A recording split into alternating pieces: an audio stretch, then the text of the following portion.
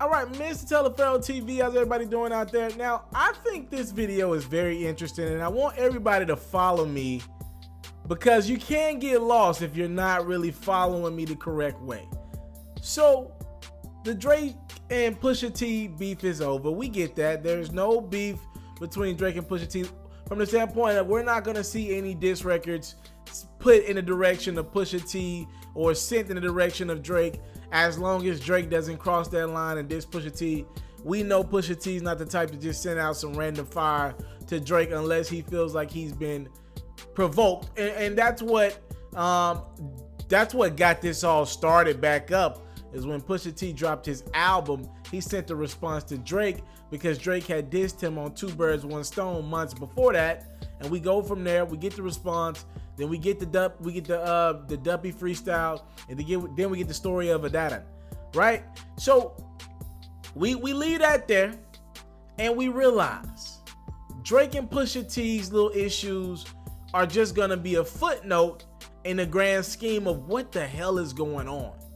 Like, what is Drake pissed about? I'm reading these cryptic messages from Drake on his album as I listen to Scorpion more and more. And I like Scorpion, and I'm listening to podcasts, hip-hop podcasts that I respect, like the Joe Budden podcast, and I'm listening to them kind of break down what they got from the Scorpion project. And I'm thinking to myself, yo, I'm starting to connect some dots. The last bit of evidence that I am using to connect this theory that I have is J.Prince. Now, J.Prince has been doing interviews because he's promoting his book that is in the atmosphere right now, The Art and Science of Respect. And J.Prince has been doing press for about 3 weeks now, and he's doing West Coast press right now. So he ended up doing an interview with Big Boy a few days ago, and some messages had got misconstrued out of J.Prince's mouth. If you guys want me to take you back, remember we did a story on my platform, and many other platforms did the story. J.Prince was the one that pulled the plug. There's an OG of Drake who called Drake up and was like, yo, I heard you got a response to Pusha T, the story of Adadan. Don't release that, bruh. This an OG call, my nigga. Stand down. Don't release that record. I'm hearing what you got involved in or what you putting together for this record. Nah, bruh. We ain't doing that. That ain't how you get down. That ain't how you make your money. If anything, you're going to cost yourself money because you're beefing with a guy who has nothing to lose. Now, again, all due respect to Pusha T, but we're talking about a different level of brand. We're talking about Drake and Pusha T. Drake's a rap superstar, right? So we all assumed and we thought J.Prince was alluding to the fact that Drake was going to respond to the diss that was presented to him by Pusha T. You got Pusha T clowning Drake's dad. You got Pusha T clowning OVO 40, one of Drake's closest friends who suffers from a disease called multiple sclerosis. You got freaking Pusha T clowning Drake's mom not getting a ring from Drake's dad. It's a lot going on. Calling Drake's dad a purple suit Steve Harvey. Like, yo, a lot of shit was going on. You know Drake want to get back in that booth and go at Push, right? No. That's not what we have here. And J.Prince cleaned it up. In the interview with Big Boy, J.Prince was like, yo, I gotta clarify some comments that I made. Everyone thinks when I said Drake had a career-ending diss record in the atmosphere, everyone thought he was responding to Pusha T. No. You see, I believe in Drake's mind, he looks at Pusha T as just the messenger, right? That's all due respect to Pusha T and his fan base. I don't think Drake has any issues with Pusha T. Still, remember, Drake's a big Pusha T fan, right? Or he was back in the day, hence the microphone reference. Drake was a big Pusha T fan. Now, J.Prince went on this interview with Big Boy, and he clarified this. He's like, yo, y'all think Drake was gonna respond to Pusha T? No. J.Prince said it was a career-ending blow for the good homie Kanye West. All right, he said he believed Drake crossed a boundary in the diss record that he had prepared that was going to affect one's livelihood and that it was going too far. He's like, I talked to Kanye West on the phone. This is J.Prince. And he said Kanye West told him, I'm a family man. I don't want this. Prince said that it was a call that led to him reaching out to Drake and convinced him that he shouldn't release this career-ending song. So I'm guessing right after J.Prince and Kanye West had their late night phone call, this is what led to Kanye West posting this on his social media account. I've never been about beef. I'm about love. Lines were crossed, and it's not good for anyone. So this is dead now. Now, you're like, TALIAFERRO, where the hell are you going with this?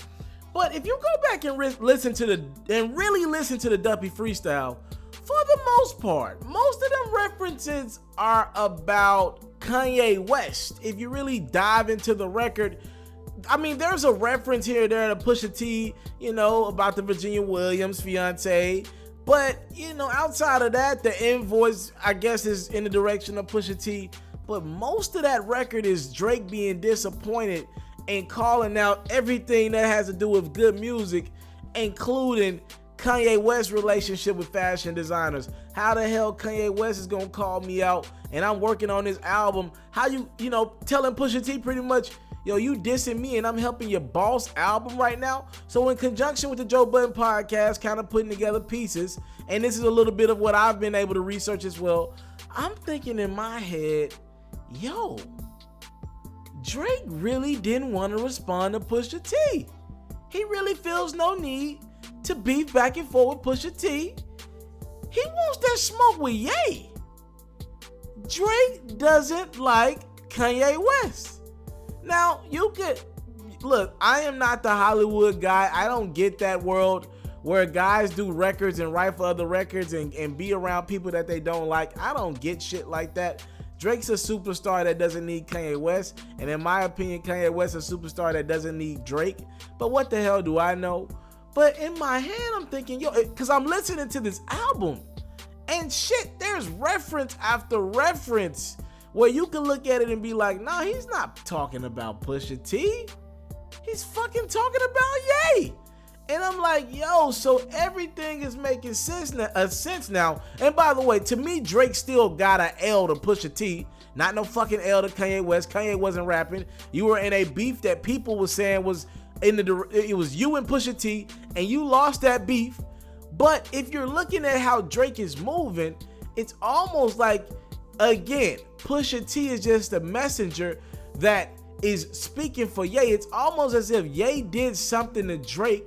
I don't know if Drake was upset about the fact that he was working on the album and he believes Ye knew a lot of, maybe Ye knew more than he was telling Drake. Maybe he knew there was going to be a diss on Pusha T's project. I don't know. Maybe Ye was the person who delivered some of that personal information about Drake's kid to Kanye West. Heck, I don't know. We can take it a step further. Maybe Drake in his heart of hearts believes that Ye be hating on the kid a little bit. Never forget, when Kanye West was on tour, the Life of Pablo tour, that last date he did where he spazzed out on the crowd and he was talking about Jay-Z and Beyonce. Remember, we think about that Jay-Z and Beyonce reference because it was the headline, and from there we had Jay-Z respond to Ye on 444. Never forget. Kanye West was talking about how many hits DJ Khaled and Drake got on the radio. He was pissed about how they get on the radio more than Ye does at this point in his career.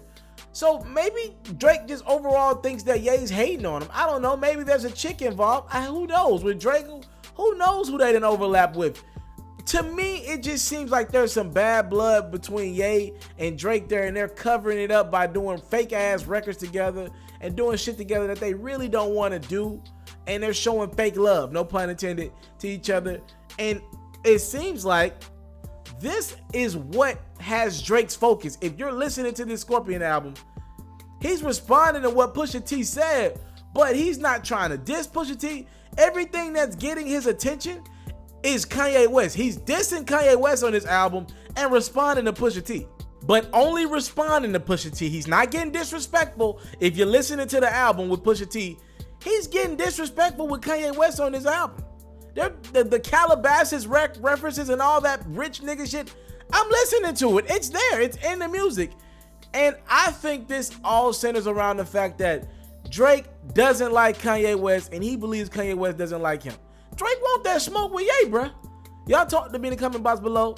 Thank y'all for the time, love, support that y'all always shown the kid. I don't take it for granted. Salute. I'm out.